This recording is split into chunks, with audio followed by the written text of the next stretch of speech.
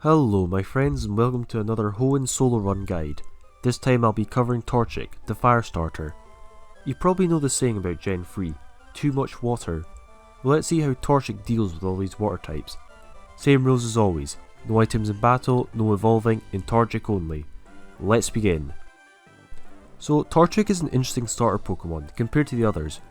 Its offensive stats are good, like really good. It's actually the best starter until this point, with a very nice 60 base attack stat and a whopping 70 special attack, giving it even more punch than Charmander, and that's saying something if you see my Charmander run. It's also fast enough to outspeed everything at high enough level, but its defenses are a bit weaker, especially physical defense as you'll see in this run. The moveset I settled on for Torchic was Return, Flamethrower, Fire Blast and Sunny Day, very similar to my Charmander moveset. Sunny Day was used to nerf water types and power up my fire moves even more, which will be very useful. It also gets other moves such as Double Team and Focus Energy, which can be good, but I didn't use them as I didn't want to rely on hacks. As for Natures and EVs, I went for a special attack boosting nature to capitalise on Torchic's firepower, which you will see soon enough. I used a mild nature to boost my speed while lowering defense, though it's up to you what nature you use. You could go for a modest nature if you want, but I want to use both sides of the attacking spectrum, but it's up to you overall. So the game starts off at Little Root Town and we go straight for a starter. I keep resetting the game until I spawn a Torchic whose EVs and Natures look good, so after I get my Torchic I test it out on this wild Poochyena, and I beat it easily. To challenge myself, I decide to go straight to May and take on her mudkip without any grinding. This battle was close, but I do win on my first try. This is one of those moments where a physical defense lowering nature is not so convenient, but I carry on with my run regardless. So I proceed to battle my way straight to the first gym leader, Roxanne, who uses rock types. I'm level 18 and, to be honest, nothing noteworthy happened until this point. At the first gym is where you see the first real challenge in my run, as my strongest move is Ember, which is resisted by rock types. Well, rock moves hurt me really badly in return, especially with my lower defense stat. Nosepass can 2-hit KO me while I can't deal that much damage to it at all. So I stop after losing several times and have to grind all the way to level 24, then try my luck again. I also give my Torchic an Oran Berry to hold. I was reluctant to grind too much because none of the Pokemon nearby gave special attack EVs, apart from Abra, and I am planning to go to a certain area later on to grind my EVs, but I had no choice. I kind of had to grind just to beat Nosepass. Now I'm stronger, I return and beat Roxanne on my second attempt. It was really weird how I won this attempt. The AI was stupid and could have easily beaten me, but it didn't, so I'm not complaining.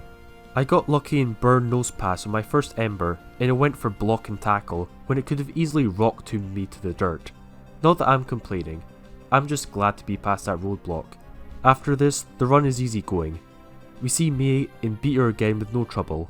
Now we carry on to the second gym leader, Broly, or Brawly I guess. Now I'm a solid level 26. I lost once to Brawly, as I waste a turn going for focus energy. Well, Machop weakens me enough so Magahita can finish me off. But on my next attempt, I spam Peck and Ember and take out his team. I even burnt his Magahita, but I don't think it mattered anyway. After this, I visit Slateford City and beat the Team Aqua Grunts we find. We level up slightly, then proceed to the next rival battle, and this time she actually gives us a hard time. Her Marsh Stomp is a problem and destroys us with Mudshot, while it takes little damage in return due to its high physical defense. At this point, Scratch and Ember just aren't cutting it. Also, Mudshot makes us slower, which is even more problematic as it can then outspeed us and hit us again. At level 30, I always get 2-hit KO'd. Once again, I'm forced to level up and I don't see a good solution, but a miracle happens. I never actually knew this, but Torchic was actually able to learn Slash at level 34, which is almost twice as strong as Scratch. Now I finally have a good way of dealing non-resistant damage to our rival. With this, I return and 2-hit KO Marshtomp and win the battle. I outspeed it even after getting my speed lowered by Mudshot. I'm just glad that's over. Now I go to the third gym and win soundly enough in my first attempt. Funnily enough, Ember is actually my strongest move, as even though Slash is stronger, Torchic's special attack is so much stronger than its physical attack with this nature. but we win anyway. We get the third gym badge and we head for the fourth one and continue leveling up on the way.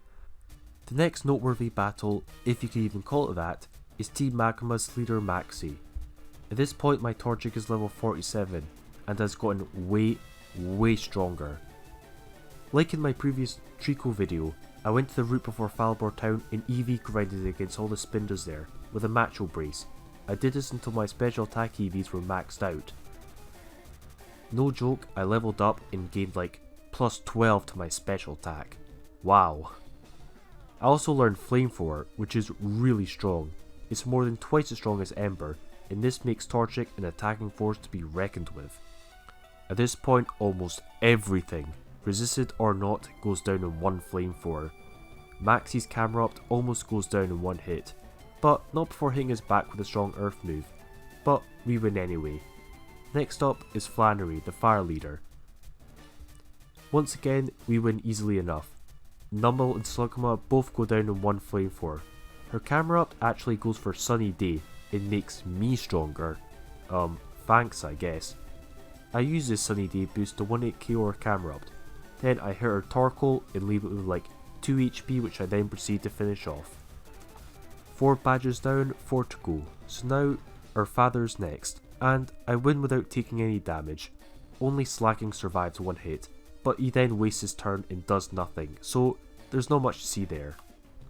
The next noteworthy battle is against May after the Weather Institute. Nothing interesting happened there. Weirdly enough, this part of the game is permanently raining, weakening our fire moves. You would think this would be a hindrance, right? Especially considering our rival has a water starter, right? Wrong. I still 1-hit KO Slugma and 2-hit KO Marshtomp. Next. Next up is Winona, leader number 6. This time she does challenge us and the battle was close, but we win in our first try anyway. I take out her first few Pokemon without much trouble, but her ace Altaria was a threat. It resists her fire type moves and has a really high special defense. It almost 1-hit KOs us with a Dragon Dance boosted Earthquake, but we just survive it and manage to finish it off on her second move. 2 more badges to go. After that however, we do run into a proper challenge as we go to Magma Hideout to re-challenge Maxi. At this level his camera up is actually a problem, as it now has Earthquake, which can almost always 1-hit KO us. Remember when I said a minus defense nature was inconvenient? Well, this was one of those times where it really was. I lose repeatedly as camera up always takes 1 hit, not by much but barely, then knocks us out with an Earthquake in return. I could just keep resetting the game until I get a critical hit Flamethrower and knock it out in 1 hit, but I couldn't be bothered doing that. So instead I leave the hideout and challenge May again in Lily Cove City, to perhaps gain a few levels so I can come back.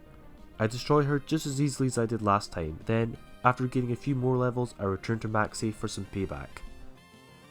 This time I bulldoze Maxi's camera up, as I found out in Lily Cove City that I can give my Torchic TM Fire Blast for even more power than Flamethrower, allowing me to easily knock out camera up in 1 hit, provided that I don't miss. After that I finally win the battle and proceed to the penultimate gym, and once again we run into another minor challenge. Geez, to be honest, this run isn't as ridiculously easy as my Kanto runs were, which is interesting I guess, as those runs were way too easy. The penultimate gym was a hard battle that I lost many times. Because of the double battle I had to waste a turn knocking out my Wingull to make things fair, since I could only use my Torchic, so I had to stay in line with my own rules. This left me open to 2 Pokemon at the same time. Solrock and Lunatone could both resist me, but were still 2-hit KOs to my Fire Blasts. Claydol had to be taken down first, as it has Earthquake. 1 hit will put me in serious danger. Torchic is strong, but just can't take hits from 2 Pokemon at the same time, repeatedly. It's not that bulky. I can't be bothered grinding, so I'll need some hacks, which after a few tries eventually happens. So in my final attempt, I use my first turn to take out my own Wingull, and then I get hit for over half HP. I take out Claydol as Xatu wastes a turn setting up, but just to get knocked out next. Lunatone gets sent out and goes for Hypnosis, but misses, then faints next. Solrock is the last Pokemon and, bafflingly for some reason, goes for Sunny Day and powers me up, and basically gives me the win. It could have easily went for a rock type move and finished me off, but no, it didn't do that. To be honest, this win was really down to Hypnosis missing, and also the Solrock just deciding not to attack me. Man, the AI can be really bad at some points, but I guess that challenge is over now. One more badge to go now. But before we claim the final gym badge, we challenge Team Aqua and Team Magma once more each. First we team up with Steven against Maxi, who this time we beat soundly. Fortunately, his camera up isn't that much of a threat to us anymore, so we beat him. Next up, we pull up on Archie's hideout and knock him out. His Sharpedo for some reason doesn't have any water moves to hit us, so we clear up his team. After this, we finish up this nonsense regarding the plot, regarding these awakened legendaries fighting each other, and we continue with the run, which is what really matters. To be honest, these games really don't have good plots, so whatever, don't be mad at that. So finally we are at the last gym leader, who uses water types. Time to put the whole too much water thing to the test, I guess. Surprisingly, I win in my first try. At this point, Torchic is so strong it one-hit kills everything except Kingdra, and even that, which is 4 times resisted, takes 2 hits. Wow. We almost lose to Hacks as Water Pulse critical hits us and confuses us, but luckily we don't hit ourselves and we win. With that done, we now head to Victory Road and level up for the final battle. We take out Wally without losing any health. To be honest, I never cared about him that much, so who cares. Instead of grinding, I decided to test my luck against the Elite Four straight away at level 82, which isn't too high a level. But however, first up is Sydney, whose dark types all go down in one hit, even Crawdaunt surprisingly. Next up is a ghost user, Phoebe, who doesn't do much better. Sunny Day in the Protective Dusclops and Flamethrower knocks out her whole team. Pressure is annoying, but I farmed Leopard Berries just for this occasion. Next up is Glacia, who uses water and ice types, but once again the type disadvantages of water means nothing. Sunny Day and Fire Blast knocks out her Wall Rain, along with the rest of her team. The final member, who uses dragons, is more challenging however. His team can all hit hard with super effective moves. I failed to take out his Flygon in one hit on my first try, and it knocks me out in one Earthquake, so that was a fail. After this loss, I do a quick grinding session and consume every rare candy I can find in the game. With this, I then re-challenge Drake with a level 97 Torchic. At this level, Torchic can beat every dragon in one sun boosted Flamethrower. To be honest, I'm not sure if Sunny Day is even necessary, that's just how strong Torchic really is. Even Kingdra, who's 4 times resisted, once again, actually goes down in one Fire Blast after putting me in blaze range with a sun boost. Jeez. That means we have one final battle to do before the run is over. The Water Champion, who definitely sounds hard on paper, but to be honest I don't know, like from what I've seen this run, Torchic seems to be just so powerful and is pretty much maxed out his special attack stat. To be honest, this battle was just funny. His Wailord gets knocked out in a single Fire Blast without the sun boost. On my first attempt, Tentacruel and Ludicolo also go down to sun boosted fire moves, while on my first try, Wishcash barely survives a Flamethrower and then Earthquakes me. I didn't use Fire Blast as I didn't want it to miss, but I guess that was my fault. So on my second try I go for Fire Blast and knock out his Wishcash, but I get beaten in 2 hits by Gyarados, who dodges a Fire Blast to the face. On the third and final attempt, I don't miss any more Fire Blasts anymore, and then I proceed to just one-hit kill everything after setting up. That's right, even his ace Pokemon Milotic, which is known to be one of the bulkiest special defending water types in the whole game, gets knocked out in a single Fire Blast in the sun without the Blaze boost. Oh my god, even Charmander needed 2 hits to KO Blastoise. I did not expect Torchic to be this strong. Honestly, the champion wasn't too hard. Surf doesn't hit me for much, so that's that. Now I'm the Hoenn champion as Torchic completely roasts all these water types. Too much water my ass, I guess. I won't lie, this run had its challenges. It was probably harder than the other runs, but in the end I felt unstoppable. This run was actually really fun and I totally recommend it. To be honest, I don't think I want to do a mudkip run next, as that sounds too easy. Water type starter, as you've seen, is just very strong throughout the whole game, and it'll pretty much just end up being like my Squirtle run, if not even easier, where that run just wasn't a challenge at all. I have other ideas in mind which will be more entertaining and more challenging, But anyway, thank you guys for watching, and I'll come up with new content for you guys. Stay tuned, support my channel and all that. It is Ding Dong signing out.